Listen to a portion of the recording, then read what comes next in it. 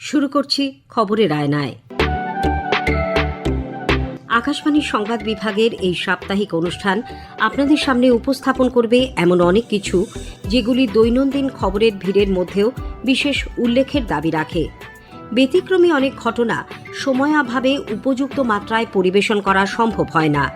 আবার বেশ কিছু ঘটনাও নানান কারণে সবার চোখ এড়িয়ে যায়। এমন নানান রঙের মালায় গাঁথা এক অনুপম উপহারই হল খবরের আয়নায়।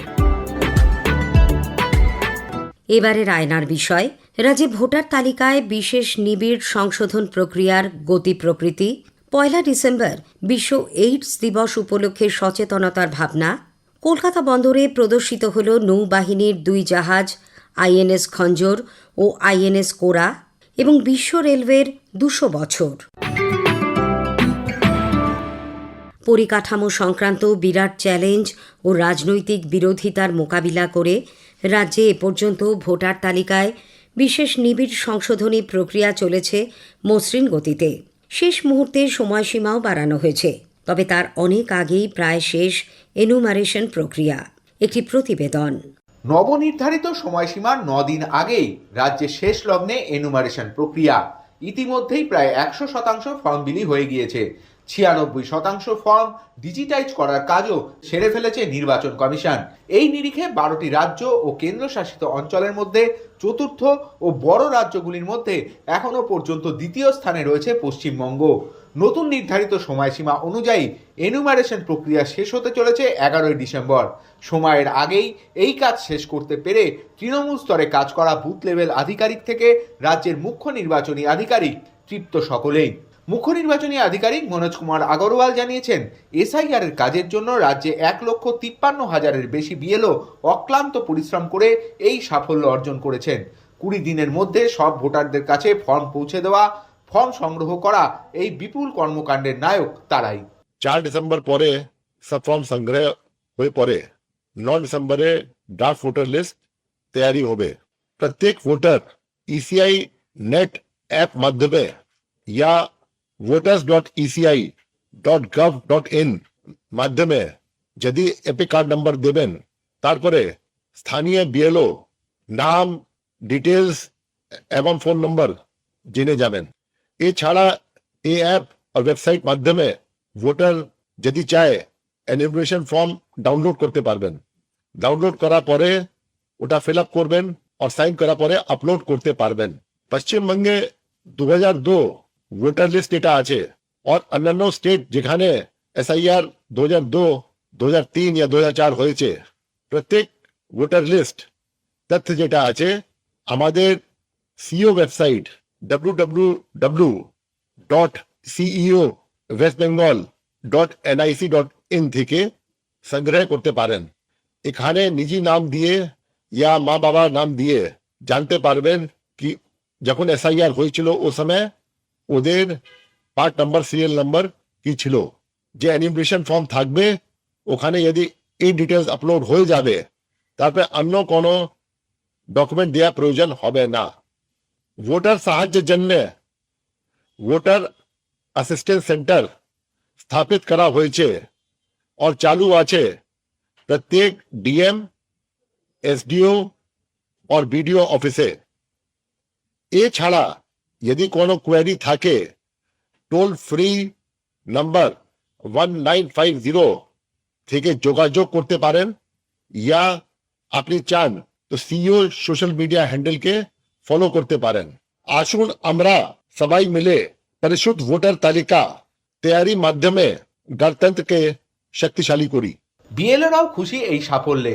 প্রবল চাপের মধ্যে কাজ করেও এই এনুমারেশন প্রক্রিয়া তাদের কাছে যে এক অভূতপূর্ব অভিজ্ঞতা লাভের সুযোগ করে দিয়েছে, সে কথাও জোর গলায় বলছেন তারা।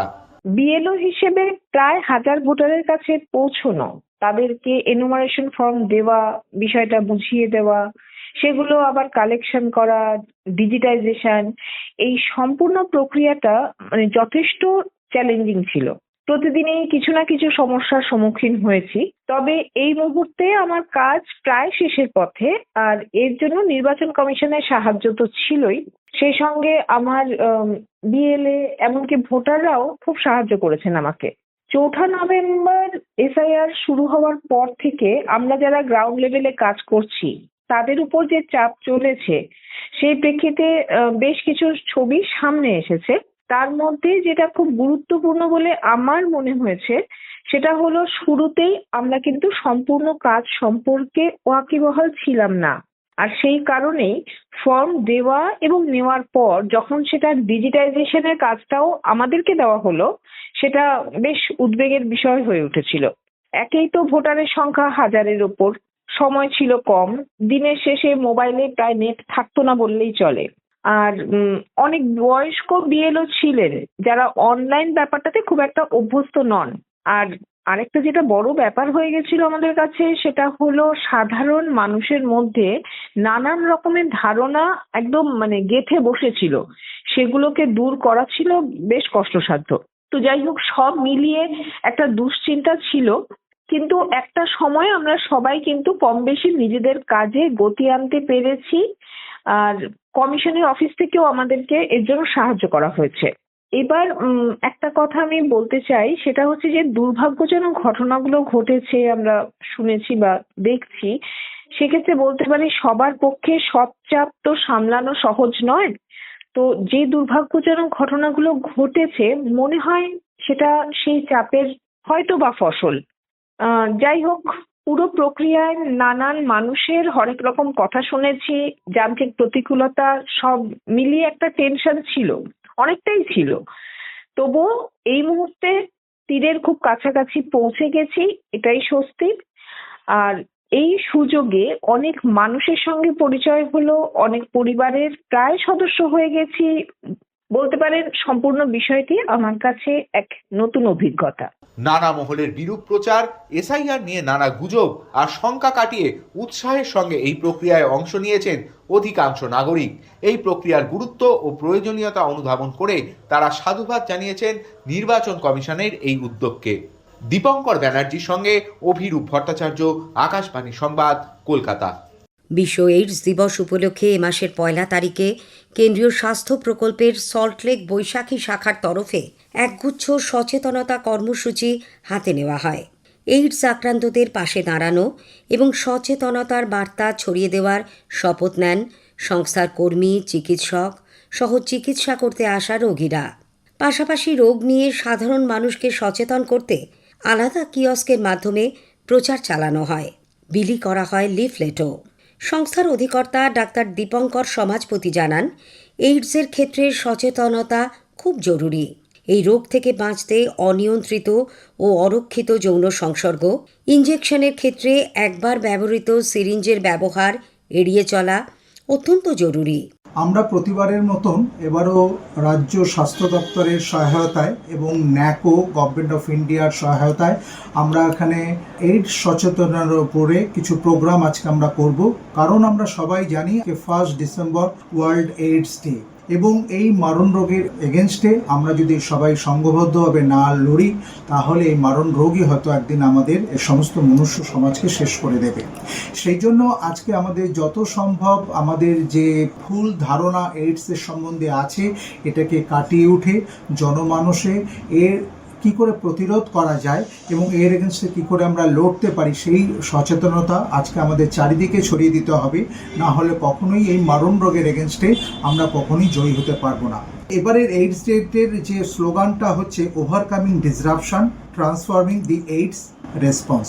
মূলত আমরা যদি নিরাপদ যৌন সংসর্গ করি, আমরা যদি ব্যবহৃত সুচ আমরা ইউজ না করি, নিয়মিতভাবে যদি আমরা আমাদের এইচআইভি টেস্ট করি, আমাদের যে ভুল ধারণাগুলো আছে সেই ভ্রান্তিগুলো ভেঙে ফেলে, তাহলে আমরা অনেকাংশেই এই মারণ রোগের এগেনস্টে আমরা নিজেদের বাঁচিয়ে রাখতে পারবো। আর যদি কখনো আমরা আক্রান্ত হই, আমরা সমস্ত স্বাস্থ্যকেন্দ্রে এর ব্যবস্থা আছে, চিকিৎসার এখন সুবন্দোবস্ত আছে এবং চিকিৎসার মাধ্যমে আমরা এই মারণ রোগের সাথে আমরা সুস্থ জীবনযাপন করতে পারবো। আমাদের আজকে এই 1 ডিসেম্বরের সবচেয়ে তাৎপর্যপূর্ণ অঙ্গ হলো আমাদের এর সম্বন্ধে অনেক মিথ আছে।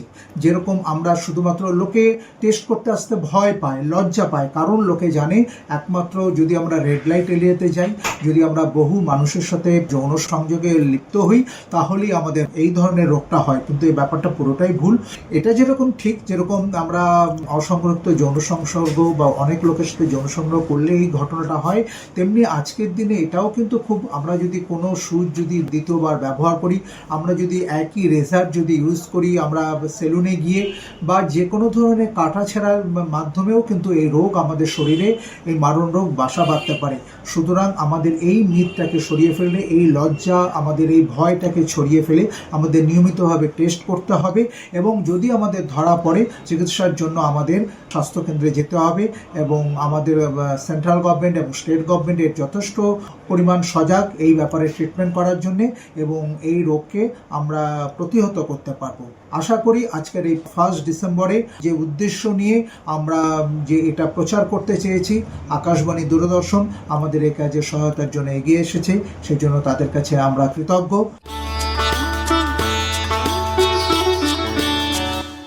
নৌ সপ্তাহ পালনের অঙ্গ হিসেবে ভারতীয় নৌবাহিনীর 2টি যুদ্ধজাহাজ কলকাতা বন্দরে এসে পৌঁছেছে। নৌবাহিনীর 2টি গাইডেড মিসাইল করভেট আইএনএস খঞ্জর ও আইএনএস কোরা কলকাতা বন্দরে প্রদর্শিত হল নভেম্বরের 30 তারিখ পর্যন্ত। জিআরএসি নির্মিত আইএনএস খঞ্জর 1991 সালে এবং আইএনএস কোরা 1998 সালে নৌবাহিনীর হাতে তুলে দেওয়া হয়।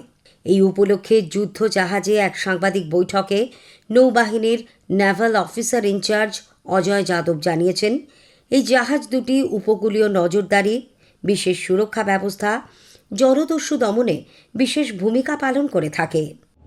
As part of Navy Week activities, we have INS Khanjar and INS Kora, which arrived Kolkata on 27th November. These ships are indigenously built, and you will be happy to know that they have been constructed in Kolkata by GRSE. Presence of these ships in Kolkata also symbolizes the kind of strides that Indian Navy has taken for Atmanirbharta. তিনি বলেন, দেশীয় প্রযুক্তিতে নির্মিত এই জাহাজ দুটি আত্মনির্ভর ভারতের বিশেষ উদাহরণ। গত সপ্তাহে রাজ্যের অসংখ্য সাধারণ মানুষ কলকাতা বন্দরে এসে জাহাজ দুটি দেখে যান। বিশ্ব রেলের 200 বছর এবং রেলের বৈদ্যুতিকরণের 100 বছর পূর্তি উপলক্ষে গত রবিবার কলকাতা বিশ্ববিদ্যালয়ের ইনস্টিটিউট হলে আয়োজন করা হয় রেল উৎসব 2025। রেলপ্রেমী মানুষজনের সংগঠন রেল এনথুজিয়াস্টিস্টস সোসাইটির উদ্যোগে এবং কলকাতা বিশ্ববিদ্যালয় ইনস্টিটিউটের সহায়তায় এই অনুষ্ঠানে রেলের বিভিন্ন কোচের মডেল প্রদর্শিত হয়। রেল সংক্রান্ত বিভিন্ন বই প্রদর্শনী ও বিক্রির ব্যবস্থাও ছিল। প্রদর্শনীর পাশাপাশি রেলের ইতিহাস ও ঐতিহ্য নিয়ে আলোচনা সভারও আয়োজন করা হয়। এই উদ্যোগ প্রসঙ্গে রেল এনথুজিয়াস্টিস্ট সোসাইটির পূর্ব ও উত্তর পূর্ব শাখার প্রধান তথা রেলওয়ে বোর্ডের প্রাক্তন ফিনান্সিয়াল কমিশনার সঞ্জয় মুখার্জি আকাশবাণীর প্রতিনিধি সমীরণ দাসকে বলেন, রেলের প্রতি ভালোবাসা এবং তার প্রযুক্তিগত বিবর্তনের ইতিহাস মানুষের সামনে তুলে ধরতেই তাঁদের এই আয়োজন। 2025 সাল হলো বিশ্ব রেলের 200 বছর এবং ভারতীয় রেলেতে রেলওয়ে ইলেকট্রিফিকেশনের 100 বছর। তো আমরা এই দুটো একসঙ্গে সেলিব্রেট।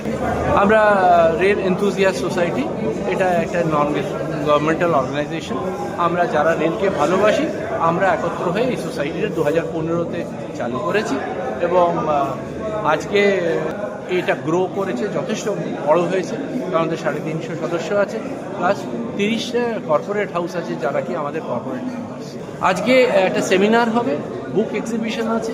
আমাদের কিছু সদস্য এবং বন্ধুরা আছেন যারা কি রেল মডেল তৈরি করেন, তাদের রেল মডেলের প্রদর্শনী আছে। সিনেমা আছে যেটাকে বলে রেল বলে একটি ডকুমেন্টারি ফিল্ম হচ্ছে এবং সত্যজিৎ রায় এবং রেলকে নিয়ে একটা ছোট সেমিনার। রেল সংক্রান্ত পিকে মিশ্র লেখা 2টি বই হাইওয়ে অফ হিন্দুস্তান ও ট্র্যাকস অফ নেসেসিটি প্রকাশিত হয়। এছাড়া রেল এনথুজিয়াস্টিস্ট সোসাইটির পত্রিকা লৌহপথ প্রকাশ করা হয়। আজকের আয়নায় শেষ করার আগে একটা অনুরোধ, আপনাদের কেমন লাগলো এই অনুষ্ঠান ইমেইলে জানান অথবা আকাশবাণী সংবাদের সোশ্যাল মিডিয়া পেজে। সেরা চিঠির উল্লেখ থাকবে প্রেরকের নাম সহ। আজ এই পর্যন্তই। আবার আগামী সপ্তাহে ঠিক এই সময় আকাশবাণীর সংবাদ বিভাগ প্রযোজিত খবরের আয়নায় নিয়ে আসব আপনাদের সামনে।